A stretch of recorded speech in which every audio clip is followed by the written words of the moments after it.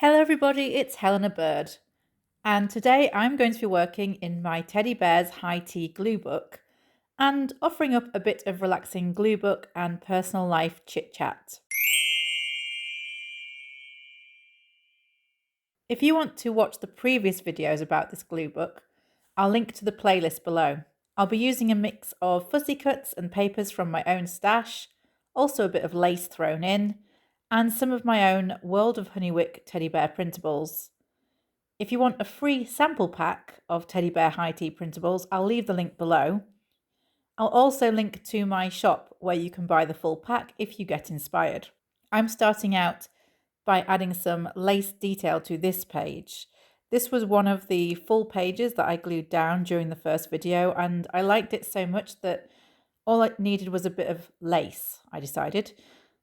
I think that sometimes people believe that if they put something in their glue book, they've got to layer over it in some way. But if you really like an image, it's fine to just glue that image down, and you don't even have to make minimal changes to it like I am with this lace. You can just enjoy the image.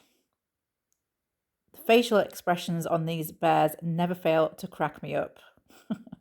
I guess I don't get out much and I'm easily amused, but there we go. Looking at these cakes and the kitchenware is making me think about something I did over the weekend, which was that I created a home pantry. Now, I think that sounds more impressive than it really is.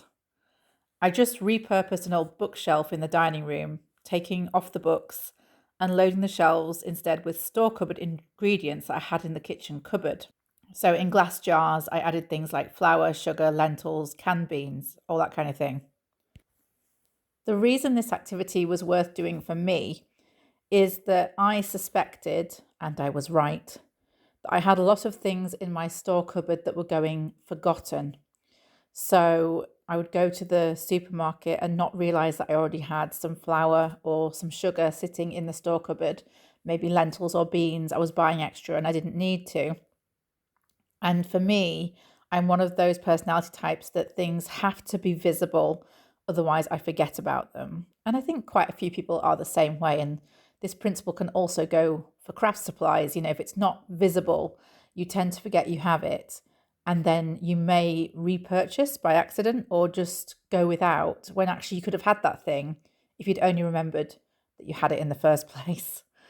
And the results of doing this pantry really surprised me because by the time I'd finished labeling up all the jars on the pantry shelves, I couldn't believe how much food I'd been leaving in those cupboards unused.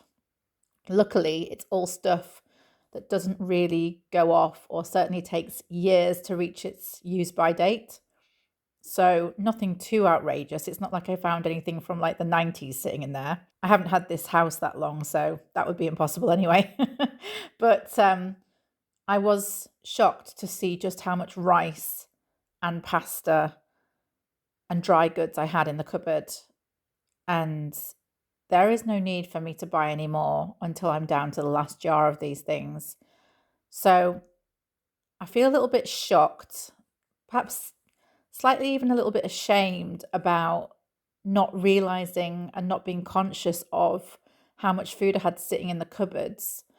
And I really want to be more conscious of that. I'm not going to pretend like you could feed thousands of people on what I found in there, but you could feed me, and I'm the only person living here, could certainly feed me for a good few weeks on what I found. So I'm not going to be buying any dry goods at the supermarket for quite a while now. I will be using them to make recipes, bake cakes, like the ones my little teddy bears here are enjoying, and also to make stews and soups and such. But it's a little bit of a challenge for you if you haven't looked inside your store cupboard, inside your kitchen cupboard for a while.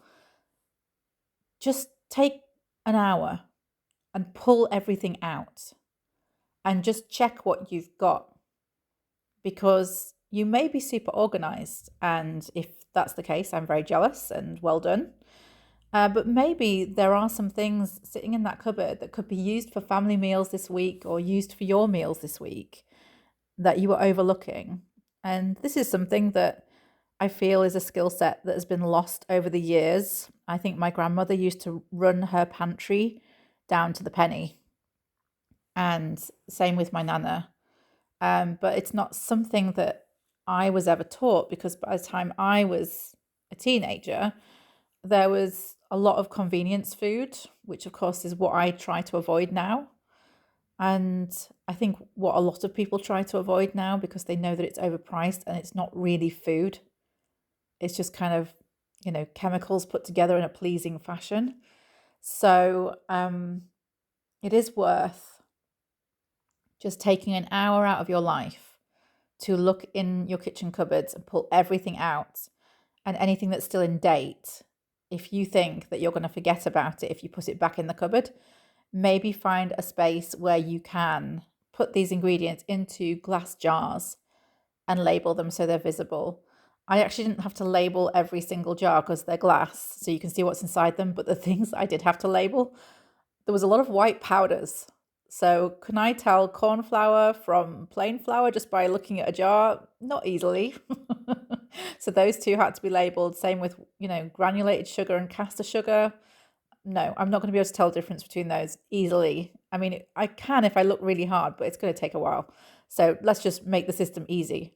But anything that's obvious what it is, obviously you don't have to label that. So I do think it's a worthwhile task. Now, just tapping back to the glue booking for a moment, I feel like there's something missing from that page next to the fork, but I can't really find the right piece to put there. So I'm going to come back another day and do that.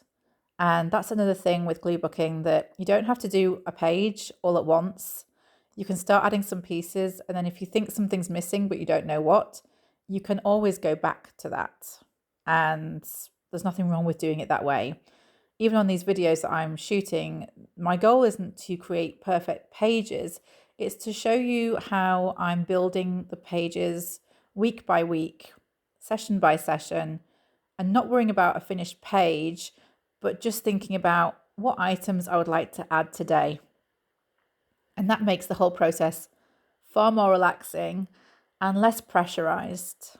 Anyone who follows this channel on a regular basis will know that I have struggled with glue booking in the past myself, because I put too much pressure on myself to build a perfect finished page. And what's weird is since I've stopped doing that, since I've been more interested in the process and the outcome, and it's not weird because we all know this is how it works. Since I've been doing that, I've been far more pleased with the pages I have created. It's just typical, isn't it? You spend years of your life getting really hung up on the finished page and how it's going to look, and it doesn't really yield any good results for you. But you just let go of that and focus on arranging things in a pleasing manner to your eye, and not worrying really about how it feeds into a big page plan. And all of a sudden, things come together in a far more pleasing manner. It's ironic, I think. One thing I was trying to play with a little bit on this page was leaving some blank space. I am not very good at that yet when it comes to glue booking. My inclination is always to fill as much of the space as I can, because, in short, all of the pieces are so cute. I want to get loads of them on a page. But the truth is that when I finish gluing down these items today, I may add something extra to this page, but I could totally just leave it as it is, with these little bundles of cuteness around the page. And I think it looks lovely. I don't really think it needs anything else adding. And the white space isn't really white space. It's a piece of graph paper and a doily that has been tea dyed. So it is in its own way a piece of texture. And that's how I need to think of it. Not that I want to fill every single last gap with an object. It doesn't have to be that way. I've zoomed in a little bit closer than I usually do when doing this session, because I wanted you to see up close the pieces that I was adding.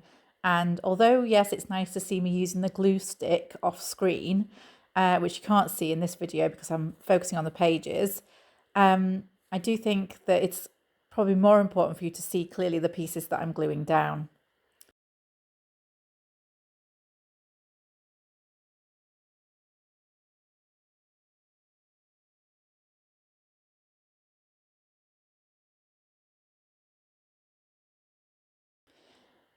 So these are my finished pages for today. I don't think I will add anything else to this hero page with the lace.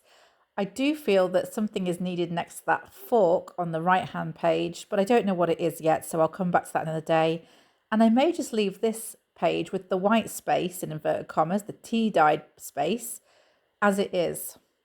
I really hope you've enjoyed watching this video, and I hope you've been gluing along with me too. There'll be another video along soon. Take care until then, keep creating, and I'll see you next time.